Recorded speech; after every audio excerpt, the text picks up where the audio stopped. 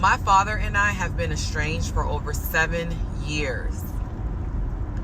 Tomorrow is his 71st birthday, and tomorrow I'll be traveling to the Dominican Republic to make amends with my dad. It doesn't even matter what happened 7 years ago. It was a misunderstanding, and I just was sick of and tired of constantly parenting my parents. And I went 7 years. And when God put his hand on my shoulder and gave me this huge awakening, I realized our parents are going through this life experience for the very first time as well. And I think I just had put so much expectations on my parents because they were so dope. They are so dope that I realized giving them a little bit more grace and patience goes a long way. My father is the quintessential type of man. He is the man that picks up the check no matter how many people are at the table. My father is the one who taught me how to tip.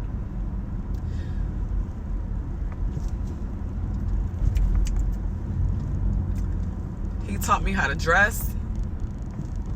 He taught me how to love fashion, how to put things together. My mom was so fly. And now I'm a parent, and now I'm seeing them through the lens of a parent with all their worries, with all of their poverty that we were living in Miami. But yet we was so hood rich. And so tomorrow, I'm so excited just to I just want to give him a big hug. And I just want to spoil the heck out of him this weekend. My husband was gracious enough to tell me to go. He'll handle the house. He'll handle the kids, gymnastics, food. His father passed away 3 years ago, and I think we both are feeling like if I still have time, I need to make and do right. Despite any issues or traumas I feel like I had, just because he wasn't like the American type of father, he was the dopest Dominican father. So I have to just remember the time that he grew up in, which was the 50s and the 60s and the 70s. And just remember how hard he probably had it. And still, he managed to be there for me my whole life. And going those 7 years, really, it breaks me. I recently had 2 best friends lose a parent. One friend lost her mom about 2 weeks ago. The funeral was 3 days ago. My other friend lost her father. He's still on the continent of Africa. And in their loss, I realized that all of what our parents have done for us will come down to just the memories that you have with these people. It's not going to be what they didn't do for you. It's going to be what they were to you. And my father was dope. My father is dope. And I just pray that God gives me like 10 more years. Because I just don't want to regret all this time I wasted. So anyways, I don't want to cry anymore. I just want to rejoice in the time that God is giving me right now to make amends, to make right. Tomorrow I fly in, and I'm so excited. I haven't been to the DR with my dad in 10 years.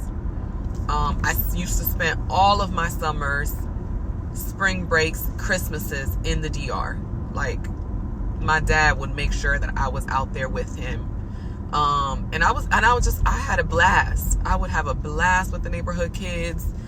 I would have a blast going to the water parks. I had a really great childhood compared to a lot of my Dominican cousins, Dominican friends. So I just have to sit with knowing like I really had the best of the worst because they just didn't know any better. So one of the things I'm looking forward to is literally sitting outside of my grandmother's house and drinking a beer. Like listening to like just people watching and just drinking a beer with my dad. I'm looking forward to going to this restaurant he used to take me to by El Malecón, right by the water. It was a steakhouse. That would be our daddy-daughter date. At this point, I can understand it was a daddy-daughter date. At that time, he was just taking me out to eat. But it was a nicer restaurant. So today I can say, oh, wow, he really was taking me out on a date. Even though his words, and I didn't know he was taking me, but obviously the restaurant looked completely different from any of the other restaurants in the hood where he's from. So this restaurant, I hope is still there, and I hope we can go. And I'm just excited to go to the beach, eat fried fish. I was so mad when we fell out. That year was a pivotal year for me. I had my first baby, and I was getting married. And in my anger, I took away the one thing that every father probably dreams of doing, which is walking their little girl down the aisle. And I was so mad because I feel like I had been such a great daughter. And the stuff that he said and did, I just was like, yo, who are you talking to? Like, I'm grown now. And even in all of that, I should have been able to see past whatever he was saying, but I couldn't. And I took away him walking me down the aisle. I took away him even being invited to my wedding. So, yeah. So now I'm asking God to give me a lot of life with my father, to give me 7+ years back, so that I can just do the right thing. I want to do a vow renewal on my 10th wedding anniversary, which would be in 3 years, which would happen the Saturday that would be the 10th wedding anniversary of my husband and I's marriage, would be on my father's 74th birthday.